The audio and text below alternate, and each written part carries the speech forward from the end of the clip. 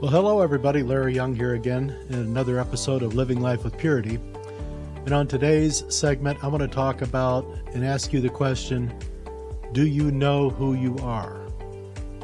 I know it may sound like a pretty pedestrian question to ask, but it has a real deep meaning when you begin to look at that and try to self-analyze. Let me tell you about what happened to me.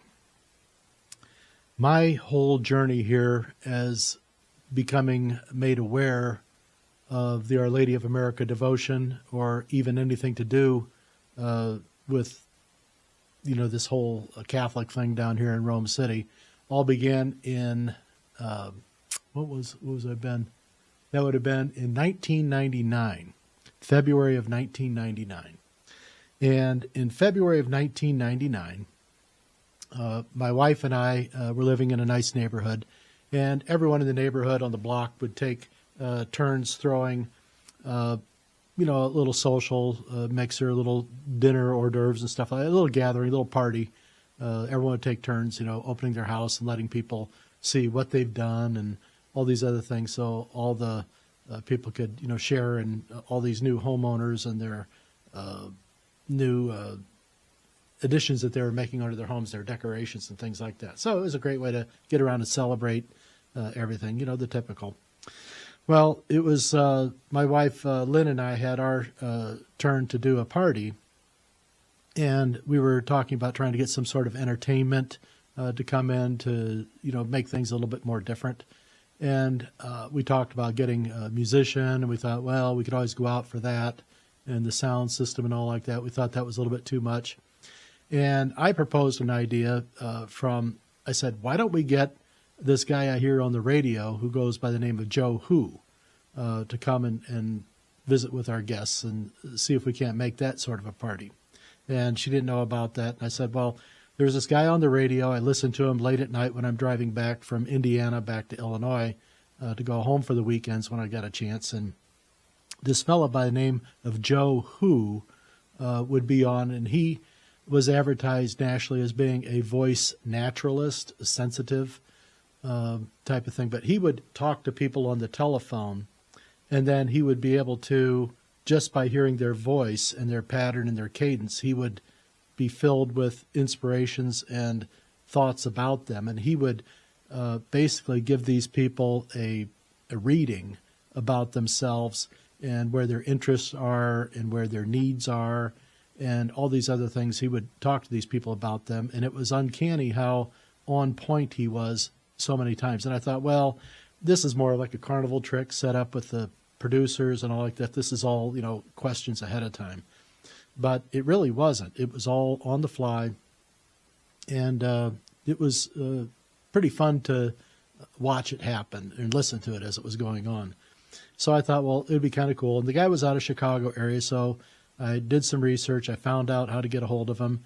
And I called him up and I said, hey, I'd thrown a house party here. I've got about 9 couples are going to be here. Do you do private sessions? He said, yes, I do. And he says, let me get back to you. And so he did. And he called me back and he said, Larry, he says, I need to do this event for you. When is it? And I said, told him the date and all like that. He said, yes. So he shows up and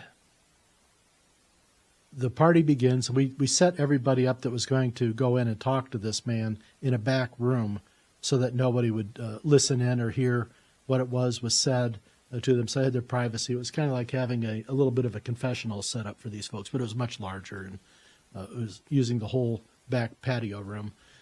So it was a nice situation. Everyone was relaxed. Well, the night went on, and people were going in. They were spending extra long time with Joe Who, and they weren't coming out as fast as we thought they were. But this was a sign that they were getting a lot of good feedback and a lot of good work out of this. And I hadn't been really paying attention to what was going on in the room and the people coming out, what they were talking about, because I was busy sort of running background for the party, making sure everyone, had a drink that they wanted, or the food was fresh and heated and all these other kinds of things. But as the night came to a close, it was about 12:30, 1 o'clock in the morning. And Joe came out of the back room and very, very tired, and I can understand that. And he came out, and I was settling up with him to pay him for his work on the night. And he says, I'm not done. And I said, well, what do you mean you're not done? He says, I haven't talked to you yet. And I said, well, I'm okay. I said, you don't have to. I said, I'm okay. He says, no. He says, you're the only reason I did this job. He says, I've got to talk to you. There's something I need to tell you.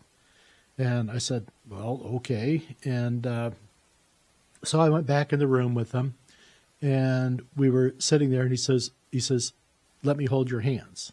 And I said, oh, okay. So I put my hands in his, and he's holding them and squeezing, really squeezing. I mean, hurting me.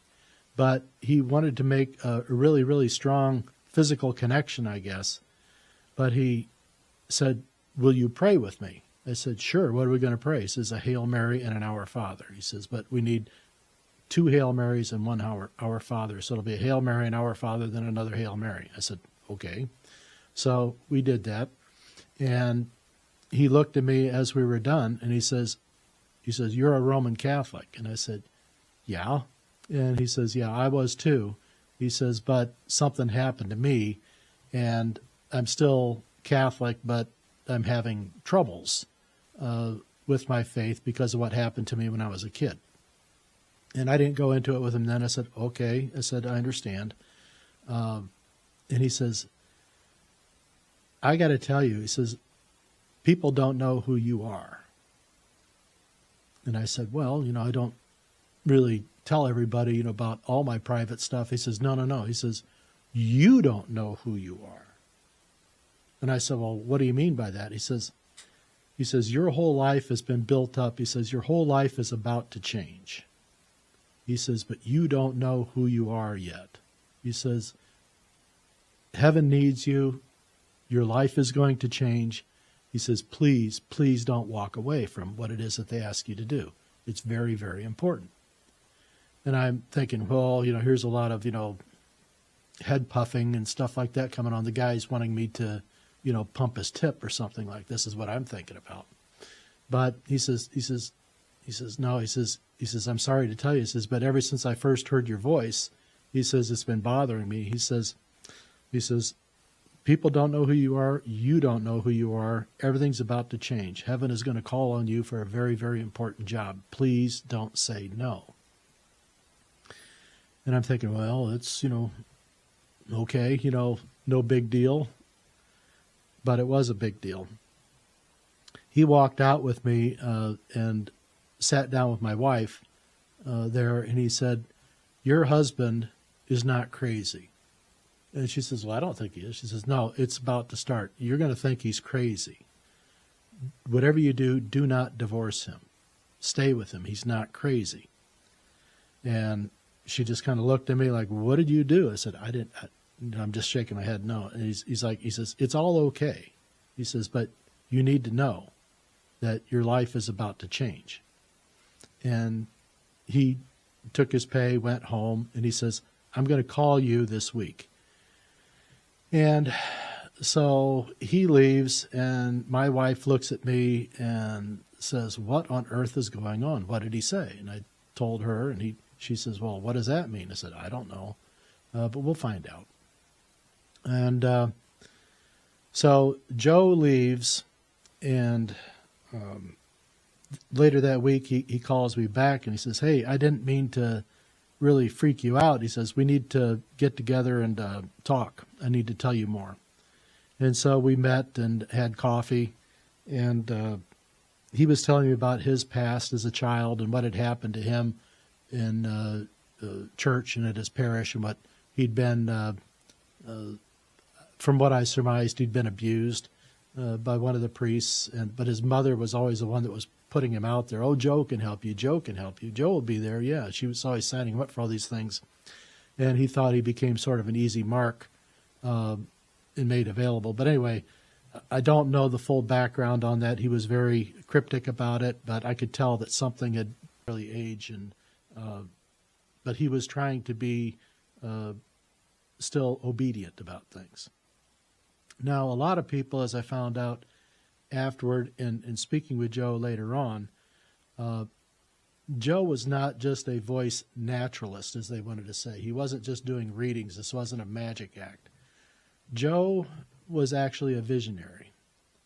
And Joe had had this gift since he was a child, and his mother had the gift. And he talked about that, and Joe didn't want to have the label of visionary, but I could tell that there was something that was going on there. He told me in one of our meetings, he says, "You have a gift. You've had it all your life. Your mother has it. Your grandmother really had it. But this passes along. Your grandmother was very strong in her ability to read people. Your mother has a bit of it. She hasn't practiced it as much. You're about to have to rely on it because your gift is very strong." And I said, "Well, I don't know what this gift is or how I use it." He says, "You get a sense of people."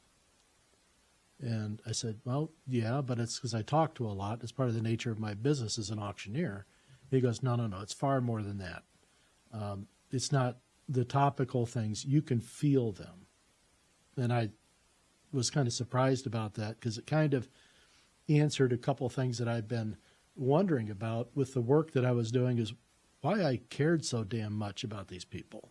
You know, when you're an auctioneer, your best client is a dead one because they don't have any care or concern about what the public votes their feelings about your possessions that you accumulated all your life.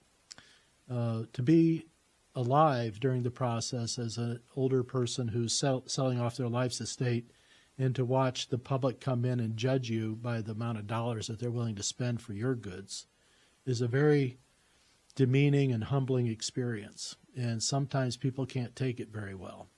And many times I had to be that buffer in between as people were going through this, liquidation of their life, so to speak, and this public judgment that was going on.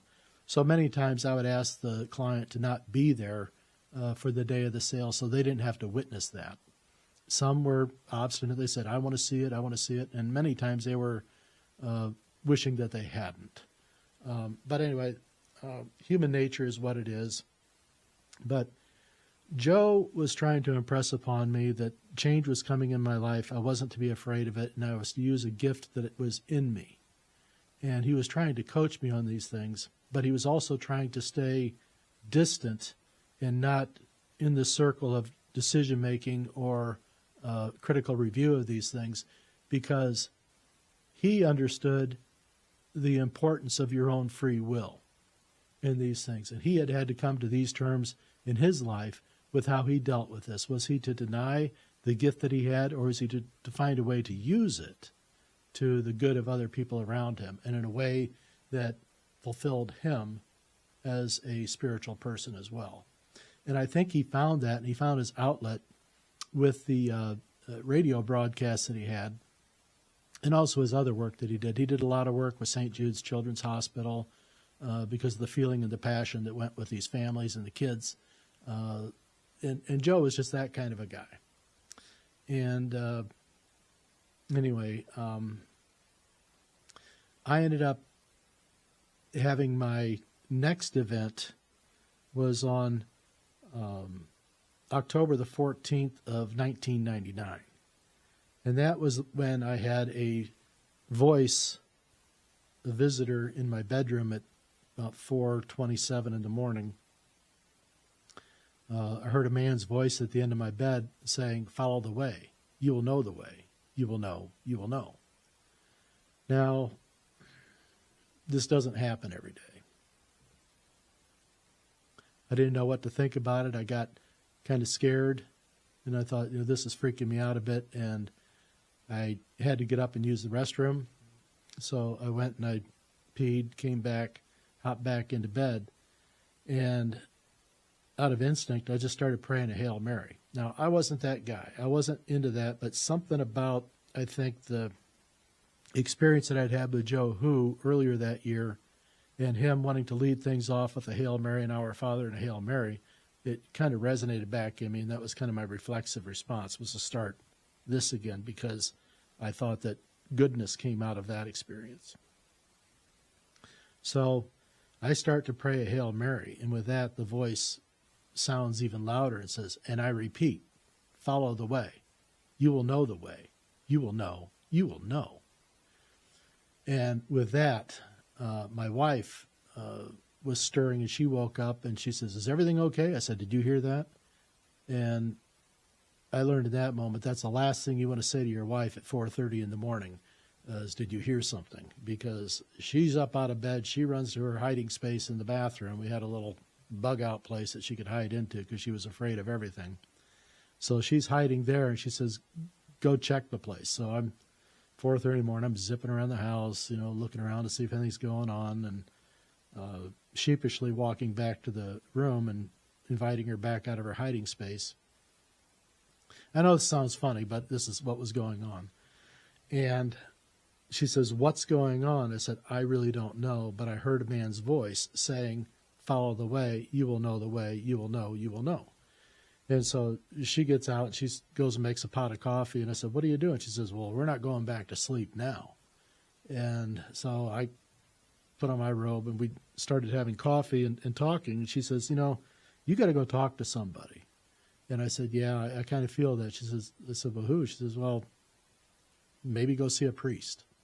And so I said, well, yeah, maybe I'll go see if Father Ron or someone's up there today. I'll make a point of it. So confessions were on the schedule that day. So it was like at 2 o'clock in the afternoon. And so I zipped up to the parish and I waited for the priest to arrive. It was Father Ron. And another older woman was there with me. And we were the only two waiting. And so Father Ron went in. She says, you first. I said, no, ladies first. You go ahead. And so she went in, did her thing, came out, and I went in, and I sat there with Father Ron, and I said, Father, I said, have you ever heard voices asking you to do something or to give you instruction? I mean, an actual voice. And he just looked at me, and he just goes, stress can manifest itself in so many different ways. And I'm just looking at him and said, yeah. I said, but I'm not stressed. Life was good for me. I was working. My wife was working. We were building things. We were having a good time. We had joy, we thought, in being able to do things when we wanted to. And, life was moving forward for us. We were not stressed. We were moving. And we were on the move, on the march, on the growth curve. And I said, no, I'm not stressed at all. I said, everything's fine. I said, that's not it. And he says, well, what do you think is going on? I said, well, maybe, they need me for something. Maybe heaven needs me to do something. I don't know. I didn't tell him about the Joe Who thing earlier that year. And he goes, why do you think that heaven would want you to do something when there's a small army of people like me and others who have already accepted the cloth, who would be willing to do this without question? And I said, well, they already had you. Maybe they needed me. Well, he didn't like that answer. He thought I was being a smartass. And I could see, and he, writes down a couple names on a piece of paper and he hands them to me. He says, I think you should go talk to one of these two. And I recognized the one name on the slip of paper. He was a friend of mine who was a psychotherapist. So I knew where this was going, so I said, thank you, and I walked away. And I called my buddy Gary up, and I said, hey, Gary, who was the psychotherapist, I said, Father Ron says we need to go play 9 holes of golf. He goes, he did? And I said, yeah. I said, we got to talk about a couple of things. He goes, okay, when do you want to go? So what's your morning looking like? I said, let's go. So we went out, and we had the course pretty well to ourselves that morning. We shot around for 9 holes and got back to the clubhouse, and we're ready to head to our cars. And I looked at him and I said, well, what do you think? And he says, about what? And I said, well, about me and all this follow the way stuff. And he goes, oh, you're fine. He says, you're one of the sanest people I know. He says, I come to you for advice. And I said, well, I don't see that a lot. He says, oh no, I'm kind of picking your brain a little bit all the time. You know that. I said, yeah, you do. But I didn't see myself that way. But I said, what do you think I ought to do? He says, well, keep going. Has it happened since? I said, no. He says, we'll see where it goes. No big deal. And I said, no big deal. He goes, no. He says, if it gets to be repetitive, then we got to talk. So I said, okay. And so we left, and we stayed in contact a little bit about it through our golf, and life moved on. And so that was October of '99. And it was several weeks after that, I was flying back on Southwest Airlines. I was picking up a connection flight in St. Louis.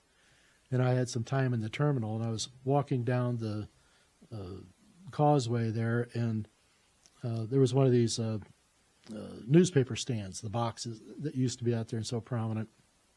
And I looked at it, and it says, it was a USA Today. It says, America's children agree Clinton and Lewinsky did nothing wrong. And I saw that headline, and I thought to myself, this is messed up. You know, this world's in trouble because these kids are going to grow up. And what's going to happen? And they don't know the difference because their teachers haven't told them, and the parents aren't talking to them about it, or maybe the parents don't care. So maybe we got a double-edged problem here. I don't know. But it began to weigh on me. The entire flight back then from St. Louis and back to Chicago for me, all I could think about was these kids. And I had been involved, or was involved at that time, with working with, travel baseball teams and things like that. And my nephew was one of these kids. And these are just young kids. They're 8, 9 years old. And in that proper formation period of their life. And so I was trying to see, if this was having an effect on them, if they were even in the conversation at that point. But I did find out that they did have knowledge of it because things get through in the schools, and the younger kids always want to know what the older kids are talking about. And when the older kids start to hush up a little bit, the younger kids hang around even more. And they always want to know what the big kids are doing and talking about. So the stain of this thinking fell down on these younger kids as well. And so my concern grew even more. And not having had children, I was always interested in the lives of other families and their children. How are the kids doing? These types of things, And when I ask them, I'm not just jacking around. I want to know, how are the kids doing? And the parents know this. And so a lot of people call me Uncle Lair. And, I don't take that title lightly. It means a lot. So these kids are announcing who they are and what they think. And it's very concerning to me. So I'm having this really tough time throughout the holiday season. Thanksgiving was not fun for me. Christmas was even worse as far as my feelings about things, because I just saw these neat things going on, and I didn't know how long they would last as far as these traditions and things like that. If kids were going to keep these things alive in their lives as they grew up, how much and how fast was these beautiful things in our culture going to fade away? I was feeling all these things at that time, and maybe other people were too, but it was so strong in me that it was changing my direction and my focus and my concern about the world and my role in it. And so Christmas was terrible for me. I was just really distraught about how these kids were changing and the influences that they were absorbing. And I said, we got to change this. We got to change this now. And so I started thinking about what to do, and I was talking with my older brother, and we were talking about the great times that we go to some of these tournaments, and the kids got to stay together, and the fellowship and the development we were able to do with these kids on these overnights or these weekend baseball trips was a great opportunity to talk to these kids, not with their parents around so much, but we could talk to them as a collective, and we could try to get them to embrace solid work ethics, team building and character building. Because one thing about our kids when we traveled, some of the other teams would talk about how grateful and graceful our boys were in the congratulations line, if they lost a game. They were always very proper and very courteous on it. And we always try to tell them, it's just a game. You're going to win some, you're going to lose some. It's just a game. You go out and you enjoy it. You thank the other team for being there and giving you such a competitive drive, because in every loss, you are gaining. Every time you lose a game, you got better as a team. That was what you hoped for.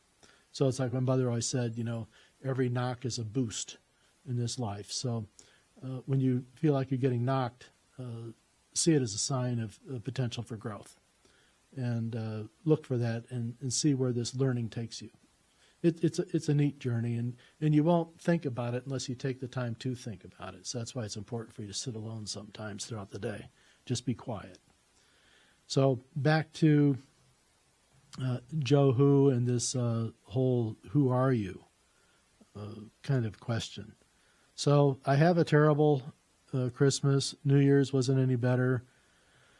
And I kind of made a decision on my mother's birthday, which was the 4th of January, that I had to do something. I had to move on from what I was doing and assert myself in a direction that my brother and I had talked about with these travel teams, of setting up what we called a play and stay, where the kids could come in and play and they could stay there at the same place. We'd have a chance to talk to these kids, about making good choices, and talk to all the teams about, to their kids, about character development and things of this nature. And so we were trying to take it from a sports and a guy's perspective at that time.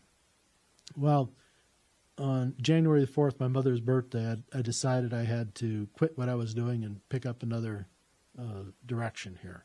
And at that time, I was an auctioneer, and I was doing a lot of work for the bankruptcy court as an agent.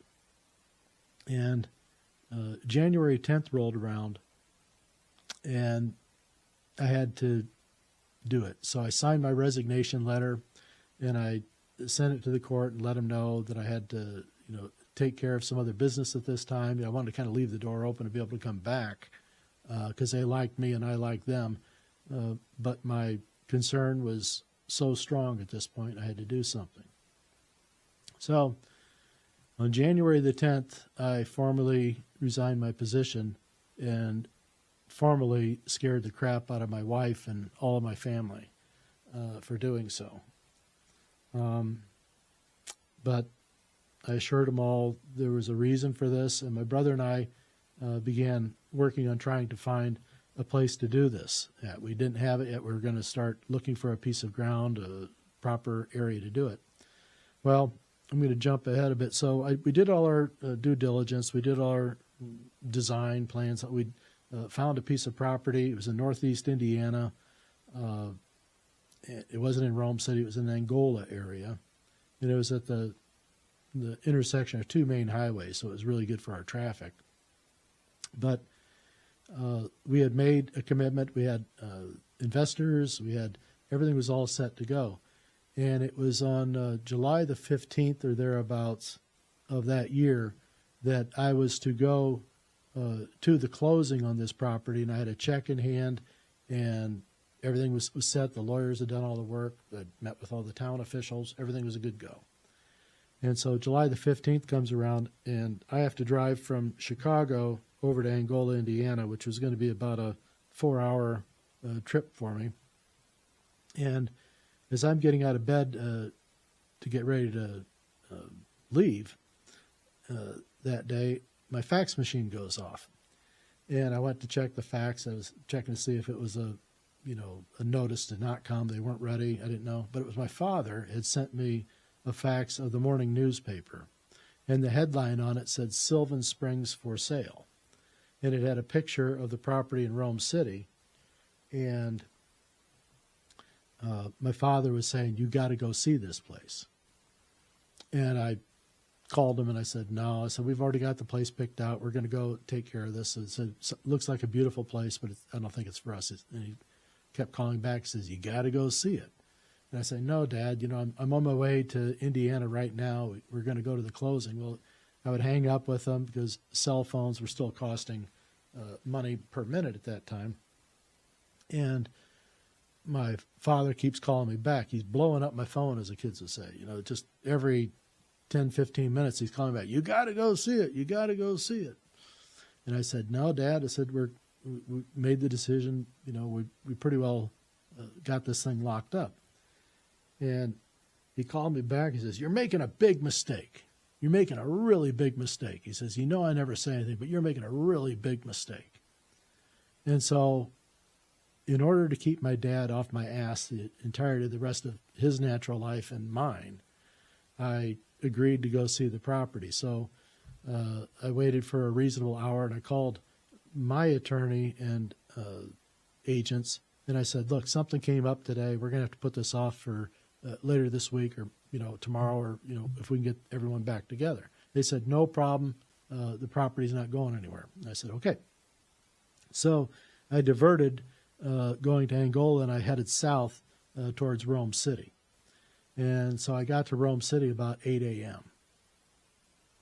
And at 8 a.m., there was nobody there except for one volunteer that they had inside, and she was at the front desk. And I came up to the glass doors, and she yells at me, we're not open, we're not open. And I said, okay. And I took the fax I had and I shoved it up against the glass. And I said, is this true? Is this place for sale? And she says, yes, it just went on the market yesterday. And I said, is there any way I can see it? She says, there's nobody here that can show it to you, but if you'll like to wait a little bit, I'll make a couple phone calls and see if we can't fix that. So she did, and she came down and unlocked the door and let me in. And she said, somebody's going to be here to start, to show you around a little bit. And I said, great. So I'm waiting there, and shortly an older gentleman, portly kind of fella in a big Santa Claus beard and blue jean overalls comes up, and he goes, so what do you want to see? And I said, well, I would like to see it all.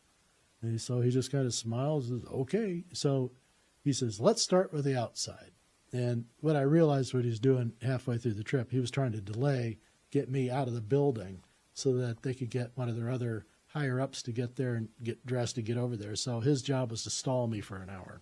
So we end up hopping in his truck, and he starts taking me on a drive around the whole outer perimeter of the property. Now, this was 200 acres, and his truck was not the most elegant of vehicles. And so if anyone's been trucking around undeveloped property or even farmland for that amount of time, you get bounced around pretty good. So I was getting beat up in this truck here pretty bad, but we were going through it, and so he delayed for an hour or so, and then got back, and then there was the executive director was there. And so she took me into her office, and she starts grilling me a little bit about, was I a candidate or not? I said, I believe I am. I said, it all depends on what you're asking for the property. She says, well, we're taking bids, and sealed bids. They have to be in by at a certain date. I think it was August the 10th or something like that. But she said, but you need to see the place. I said, yeah, I do. And so I was intending on only being around for an hour or so, taking a quick, cursory, lap through the hallways and things like that. Well, that wasn't the case. And what ended up happening is I ended up spending 8 hours there that day doing basically a building inspection, going through room by room, building by building, because there were so many buildings. And I just wanted to see the general condition and see if anything was in imminent danger of falling in, falling down, those kinds of things. And we got to late in the day, and all the other staffers had pretty well left. The executive director had handed me off, and they ended up handing me off to a young girl, the one who met me that morning at the door. And she's taking me around the last part of the tour, and she gets me up to the northeast corner of the building and the highest floor. And from that point in that window right there, I had a full open view of the water tower that was on the property across the street. And when I saw that water tower and what it said on it, My knees buckled and I began to faint. And when I looked at the water tower, it said, "The Way," across the front of the tower. I started to buckle and held onto the counter, and the young girl, and I hear a man's laughter out in the hallway, laughing at me. Now, you know when somebody's laughing with you and laughing at you. Well, this guy was laughing at me. Well, he wasn't there, so I jumped out the hallway to see who was there. I thought maybe it was the original caretaker had taken me around, Butch, the guy in the overalls. There was nobody there. The young lady looks at me, she says, "Sir, are you okay?" And I looked at her and said, "You know what? I'm fine." Because I got what it was from the October 14th event the previous year. Follow the way. You will know the way. You will know. You will know. Now, the way it was said always kind of bothered me with the two "you will knows," and I'll get to that. That's going to be a future story, but keep that in mind for future. And the young lady says, she says, "Are you okay?" And I said, "Yeah, I'm just fine." And I said, "Is it okay if I look around outside a little bit more before I go?" And she says, "Yeah, just make sure you're out of here by 7 o'clock because they close the gates and you'll have a hard time getting out." And I said, "Gotcha." So I walked down and outside the building, and I walked down to the south lawn, and they had this hill out there with a fire pit at the top of it and a bunch of logs sitting around it. They called it Uncle Harry Hill. And I sat down on one of those logs, and I cussed and screamed for a little bit. I said, "No way, no, no, no." And I end up having a long and very direct conversation with Jesus. And I said, there's nothing here. There's nothing for me to do here. I don't know what it is. I said, "This doesn't make any sense." I said, "No, I don't want anything to do with it." And I sat quiet for a little bit, and he basically said, "Please, will you listen?" And so I said, "Yes." And then his mother speaks. And she says, "Thank you for answering my call.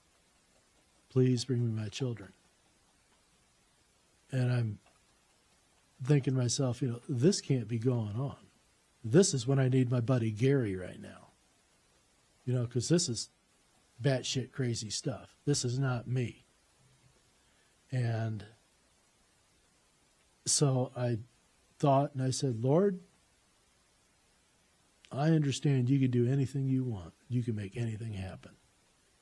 And I said, "If you want me to do this, and I don't know what it is, but if you want me to do this, I want a sign, and I want it now."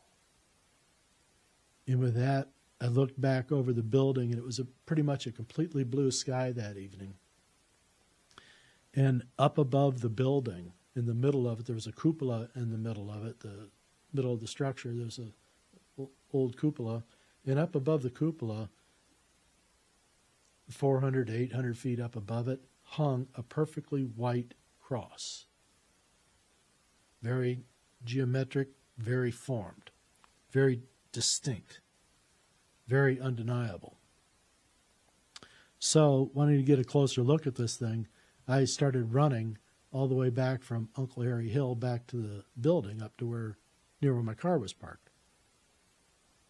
And I'm looking up there and I'm seeing this, and other people have now joined. They've pulled in off the highway because they could see it too.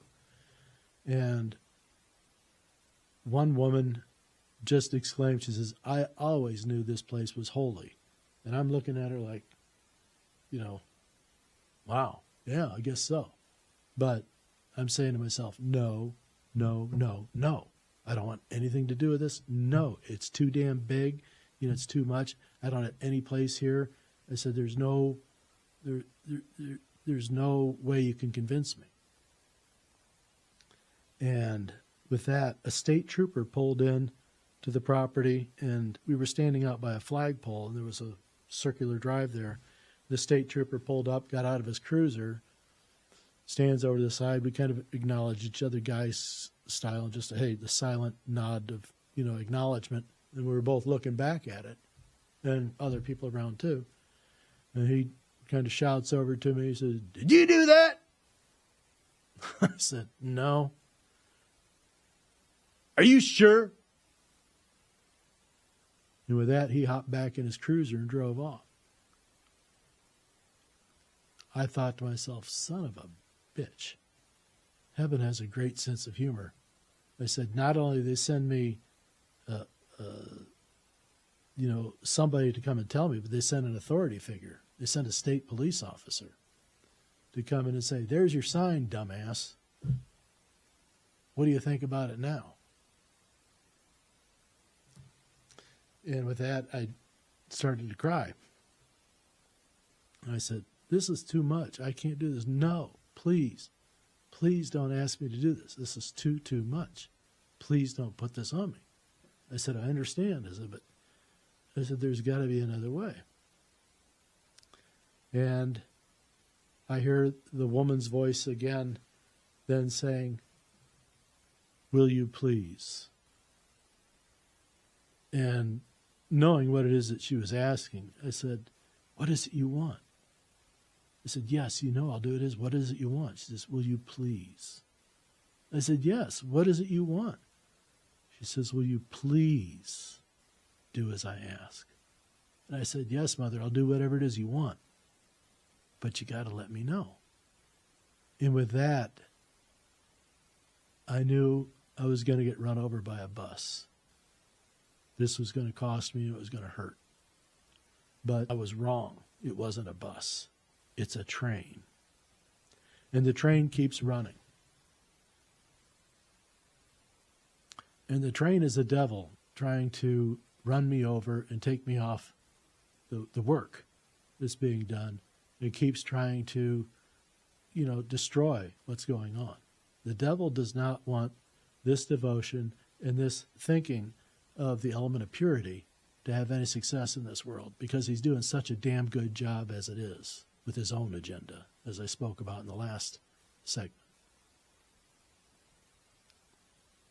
We have to acknowledge these things. We have to be open to saying no when the time is right, and we have to also know when it is we need to say yes.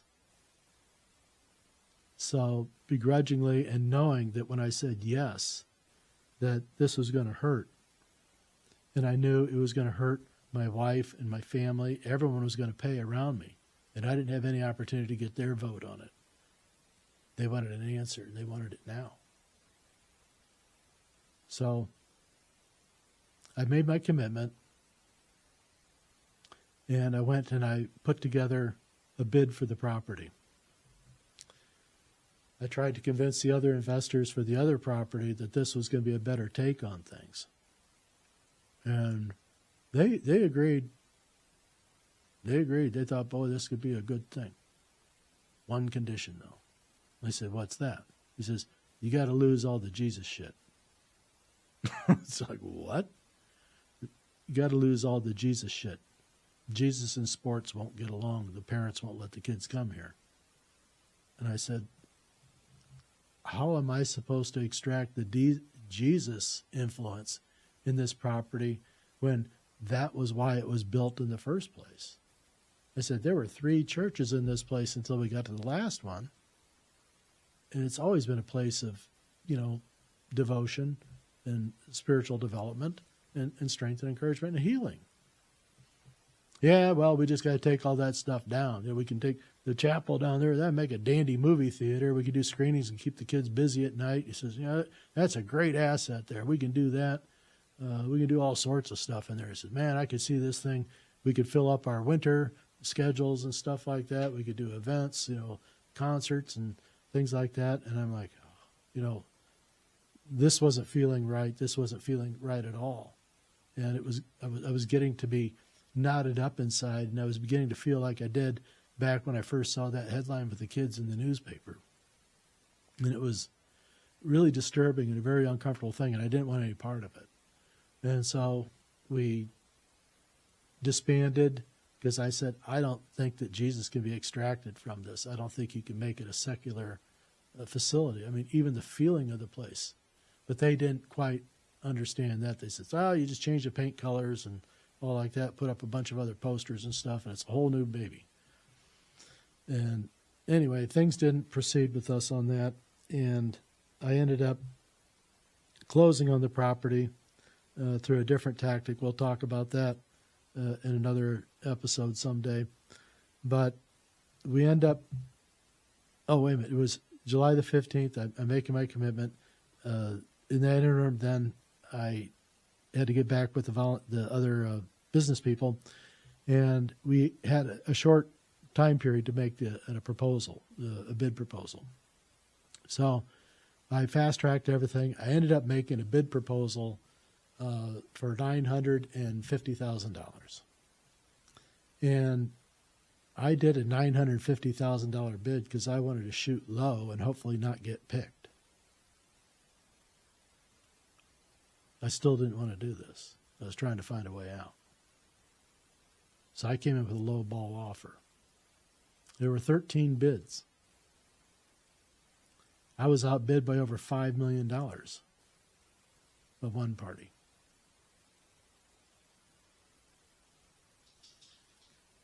But they picked me. And on August the 15th,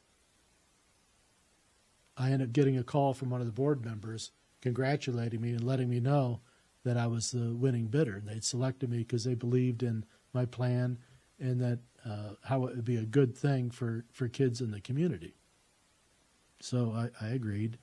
And so I started putting things fast-tracked together even more so to be able to close on the property as soon as possible, because I wanted to be able to get into the outdoor work and things like that while I still had good warm weather and the ability to do things, because Midwest winters can be pretty awful. And so we're trying to close, and they just couldn't get ready. They couldn't get this piece of paper together. They couldn't get that piece of paper together. They couldn't do anything until they had a meeting in 2 weeks regarding this item of the sale. All these roadblocks came up. So August goes by, September goes by, October comes up. And I'm thinking, ladies and gentlemen, we need to do something on this or, scrap it. And we couldn't get closed in October. And I had my anniversary with my wife that month. I had my brother's birthday. I had my birthday. So on October the 29th of that year, I turned 40 years old. And I thought it'd be a great thing to be able to close on this property on my 40th birthday. But that didn't happen. So a few more days go by. We're finally able to close on November the 2nd, the Feast of All Souls. So we have the closing party. My wife and I come down to sign all the documents. We're driving back to Chicago that night. And basically the whole way back, I heard out of her every few moments, "What the hell did you just do?" Now, that was her chorus the whole way back. I knew she was very, very angry, and that really kind of concerned me more than anything at that point. But I just kept trying to tell her, I said, "Honey," I said, "I don't know exactly where this is going, but it's going to end up in a good place. So let's just do what I think I have to do." And so we did. We proceeded on. And from the 3rd through like the 5th of that month, I'm making shuttle trips back and forth from Rome City to Illinois to go get stuff for my office, other things I need for down at the property. I'm trying to set up shop. So I'm going back and forth hauling things in my van. And on November the 5th, I'm in there. And while I'm working in my office trying to set things up, visitors are coming by from around the community because they've all been reading the paper, and old employees there and others wanted to come and see the place and talk to the new guy, meet the new guy, all that stuff. And so I was having, various visitors throughout the day popping in, wanting, to shake my hand and, try to pick my brain as to what we wanted to do. So I had a secretary was sitting outside my office. She had an office next door, but we keep the 2 doors open so we could shout at each other a little bit, no intercom. And she could receive the visitors and then find out who they were, come over, let me know who was coming to visit, pre-stage it, and then I could receive them, and then she could take them off for a tour, and I could get back to doing my work.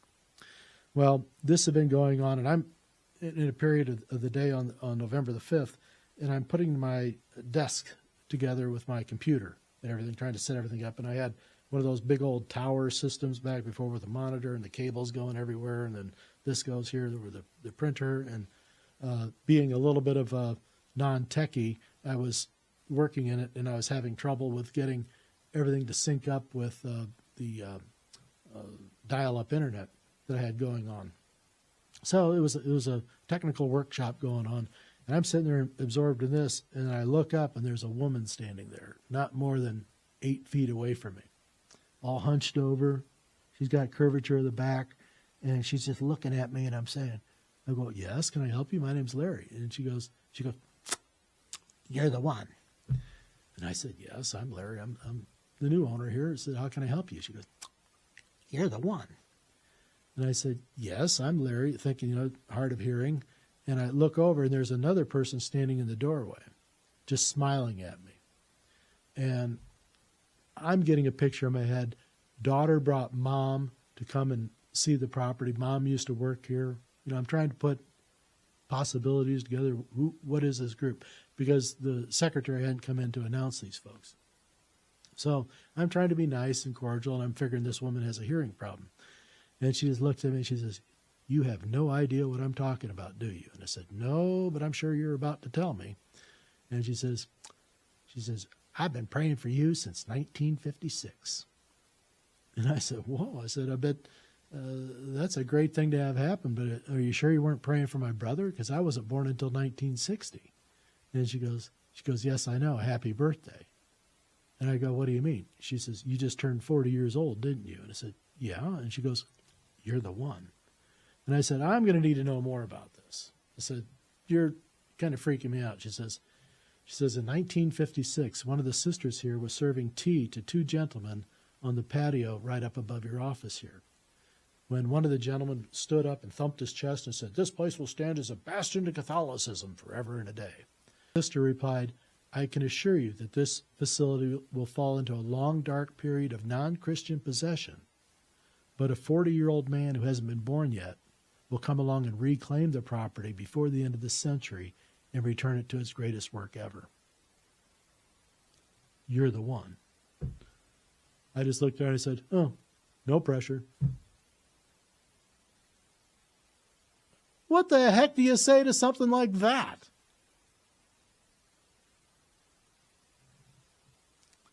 Anyway, I'm looking at her and I'm saying, well, I'm going to need to know more about this. And I get up from my desk. Oh, no. She says, no, we're going to be going, man, but we're going to be praying for you. And I said, no. I said, we need to know more about this. So I get it from my desk and I'm trying to walk around the edge to walk her and her driver out. And I have to take my eye off a little bit to get around some boxes that are down there because I'm still in move-in period. And I look back up and they're both gone. Not there. So I'm figuring maybe they ducked out around the corner, but there's just no way. I'm trying to give every possibility. But they're gone. And I get to the doorway and I'm looking both ways. There's nobody there. And then my secretary pops around the corner. She goes, what's going on in there? And I said, what do you mean what's going on? She says, what's this about you're the one? And I go, you heard that? And she goes, yeah. She says, I thought you were talking on the speakerphone or something. What's going on? And I said, well, you go that way. I'll go this way. There's 2 ladies in white coats. We got to find them. And I need to talk with them some more. So she goes out the front door. I go out the side door. It's the only 2 ways out of there. There's nobody there, no cars, no nothing. So we both come back and meet there at the front of the office. And I said, you find anything? She says, no. She says, what's going on here? And I said, well, nothing. I said, we'll figure it out. And she goes, oh, I get what's going on. She says, this place is getting to be too damn Catholic. I don't want any part of it. I quit. I just looked at her and I thought, okay, I understand. And I really wasn't that attached to her anyway because she kind of came with a building. So I had an opportunity then to repair and replace at that point. It's one of my first projects. But she heard something going on. So that was an incredible situation too. A third-party resource on something like that. But I'm still trying to pull in what I was just told about a 40-year-old man would reclaim the property and return it to its greatest work ever. So what do you do with that when you're me? Nothing. I sat on it. I did not want to share that with anyone around me at that point because it was just going to be too difficult to try to talk about, and it was going to cause more concern, and so I just got quiet. But I didn't forget. And so a couple of weeks later, I get a phone call from a woman who says her name is Audrey Frank, and that she was the national director of the Our Lady of America Center in Fostoria, Ohio. And she started grilling me about who I was I Catholic, and all these other things, what I planned to do with the property, all these other things. And then she says, "How old are you?" And I said, "What does that matter?" And she says, "Well, it's kind of important." I said, "Does this have anything to do with a prophecy?" She goes, "What do you know about a prophecy?" I said, "I didn't know anything about a prophecy until earlier this month when some old lady showed up here and told me that I was the one." She goes, "What did she look like?" And so I described her. She goes, "Oh my gosh." She says, "Please hold on. I need you to talk to somebody." So she hollers out for another woman to come, and she kept calling her sister, sister. And so I'm like, what is going on here? So this other woman gets on the phone. She says her name is Sister Joseph Therese, and that she was the housemate and friend of a visionary by the name of Sister Mildred Neutziel. And they called her Sister Mary Ephraim. They called her a lot of things over the time. They mostly called her Millie. And that's what I think most people refer to. So if I ever say anything about a Millie, that's who I'm talking about. So she says, "Who came to see you?" And I described her and what she said. She says, "Oh my gosh, that's Millie." And I'm thinking, great, now I've got a name. I got somebody I can, put this to. We can get more information. I said, well, I got to be able to find Millie. How do I get a hold of Millie? She goes, well, you don't, because Millie died on January the 10th of this year. And I said, January the 10th, wow. I said, what a day. She says, why? I said, well, because that was the day I resigned my position as a bankruptcy auctioneer. She goes, you did what? I said, well, I resigned my position, my job, to do this. And she says, oh my gosh. She says, that's a second prophecy. I said, what are you talking about? She says, well, there was another prophecy on her deathbed. We'd asked Sister what would happen to the devotion to Our Lady of America when she died. And she says, not to worry. The soldiers are already in place, but they won't start marching until the day I die. She goes, wow. She says, you really are the one. And I said, well, everyone quit saying that. I said, I don't want anything to do with that part of this. I'm trying to save my marriage. I'm trying to save this property. I said, I've got so much work to do here. I said, I don't need another layer on my cake right now. And she goes, well, this is what you've got. And she says, you need to donate that property to us. I said, there's no way. I said, that can't happen. I said, I don't have that kind of money. And I said, we just got started. She says, well, we need that property. I said, for what? And she says, you don't know about the apparitions? I said, no. I said, what are you talking about? And she says, well, in 1956, Sister Millie experienced apparitions of the Virgin Mary there as Our Lady of America, and that's what started the Our Lady of America devotion. Now, that was the first time I ever heard that, the words Our Lady of America devotion. And because I knew nothing about that when we were buying the property, and if I did, I've told people before, I said I would have run like a little schoolgirl. I would not have stayed around. I would have been gone. And she's saying, well, yeah, we need to get that property. And I said, well, if you want the property, I said, you can buy it. And I said, I will be glad to. If you need the property for your work, I said, I will sell it to you for what I've got into it. All you have to do is make sure when we sit down with the accountants, because there'll be taxes, I'm sure, and all this other stuff to pay, you're going to take on all those costs, and I won't make a dime. I said, because I'm not going to make any money off the Virgin Mary. I said, I'm not a pimp and she's not a hooker. And they were happy to hear that.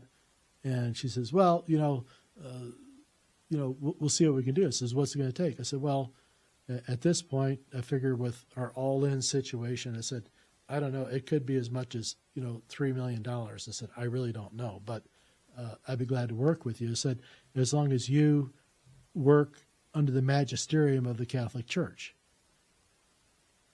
being the local bishop. And I don't know why the hell I said that, because I had never heard that phrase before. I had no idea what I was talking about. So at that point, I don't think it was me choosing the topic line at that point, but I remember saying that the magisterium of the church. I had to look it up afterward to find out what it was I said. But I was correct. And she said, no. She says, we can't be obligated there. We have a bishop here. We'll work under his. I said, well, you got to work in your own backyard with the bishop that's there. At least that's what I understood about how these things go. For me, doing a sports camp would have been no issue. But if they wanted to do something that was promotion of something Catholic, they have to obviously have the bishop's approval on that to open shop and do what you're going to do. Well, anyway, I'm still trying to figure out what the deal is with this dead woman who's allegedly standing in front of my face and how this all happened. And I told them exactly what she had said about the story and all like that. She says, that's exactly right. That's what she told us many times. But she always told us not to worry, that it's not the end of the century yet. It's not the end of the century. And it turns out I end up closing on the property 58 days before the end of the century. Now, 58 may not seem like an important number, but if you're into looking at history and how on dates and things like this, where there's collections of occurrences or coincidences, as a lot of people want to call them, Archbishop John Knoll died 58 days before the first apparition in Rome City to Sister Millie in the upstairs chapel. 58 days after Archbishop, who built the place and helped build the legacy that was there, 58 days after he dies and is buried, the apparitions begin, and 58 days before the end of the century, I'm able to close on the property and fulfill this particular prophecy there then too. I'm not looking for a claim or anything. I'm just trying to see that there's encouraging little signs along the way that craziness isn't involved. It's just having to be able to look at things with a different set of eyes. And maybe my passion, I guess if you'll call it, that I feel about other people's pain many times is what's at work here too. And I'm sure I'm not the only one. I think there's a lot of people out there that are affected by this and have to deal with this in their lives. It's not easy. But it is, I think, a certain grace, if you will, or just a gift that if you have it, you have to recognize it and you have to let it do its thing. It doesn't happen all the time, but when it does, you know it. And you've known this all your life as you've been going through. And it's one of the things that when you try to explain something to your friends that they don't quite get it, but you do. And that kind of becomes a little bit isolating. But that's a formative type of isolation that happens. And it's in this times that you find out who you are.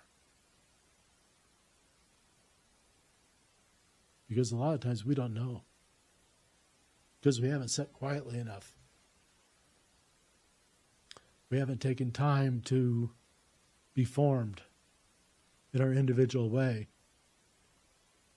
like God intends.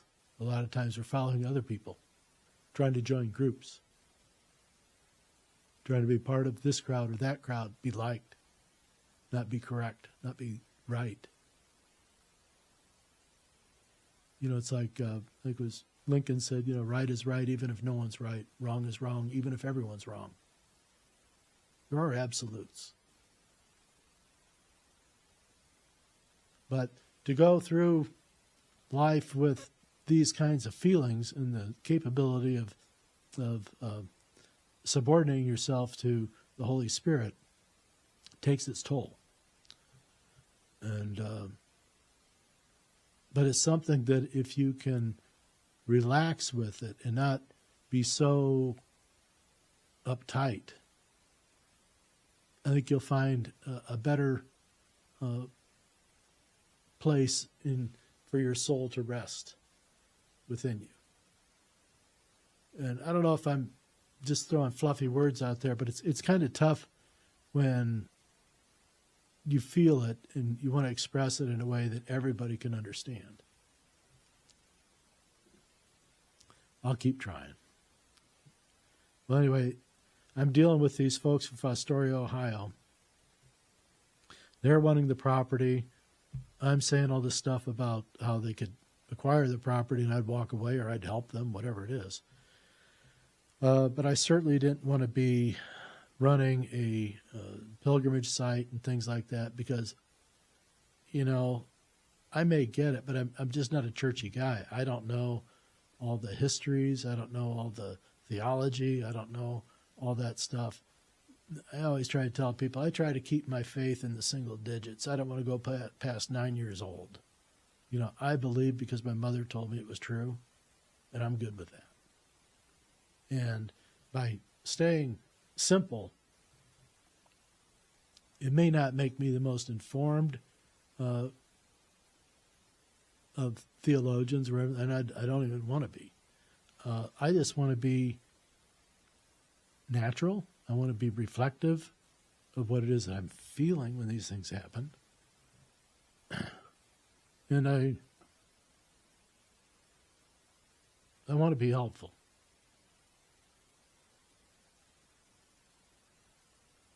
And I want you to all be helpful too.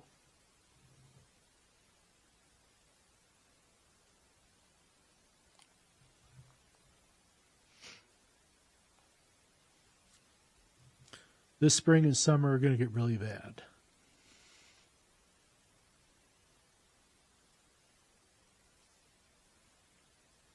Easter was going to be the starting point.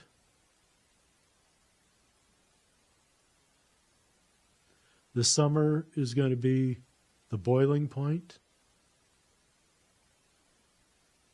And last night, there was a major earthquake outside Taiwan. Natural disasters are going to be the norm.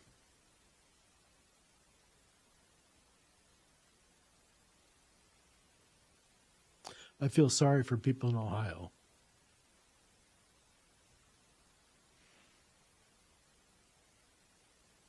They made a really bad choice last year.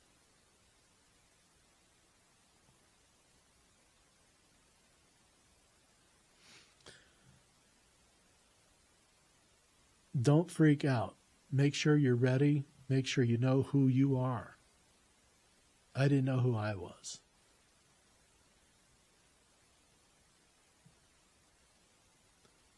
But people ended up calling me OLaMan because of my naturalness, I think, with trying to talk about this devotion, and that I don't mandate or insist that people become Roman Catholics. I want them to be good people, and I want them to be awake and not woke.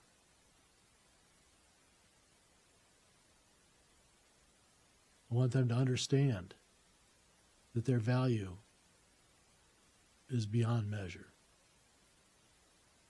But they have to work. You have to work at it every day. You have to commit yourself, and you have to learn to say no in the right situations and for the right reasons, and know what those are. And you can't know what those things are unless you know who you are. Be open to change. I resisted and I fought it, but it was what they needed, and it's what was the right thing to do. And we're going to continue to do it, and we're going to try to bring you more and more information and more of my story. If you care about it, I'll find out. I'm not trying to be self-aggrandizing. I just want you to people have a point of reference and relevance.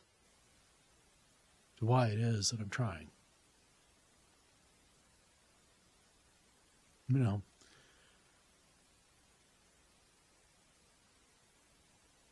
hang in there. Be prepared. Don't freak out. Just make sure that you tell people you love them when you see them and that they believe you. So I'm going to call it for today. I'll be back with more. I'm getting a little tied up here. So I love you. I'll be back.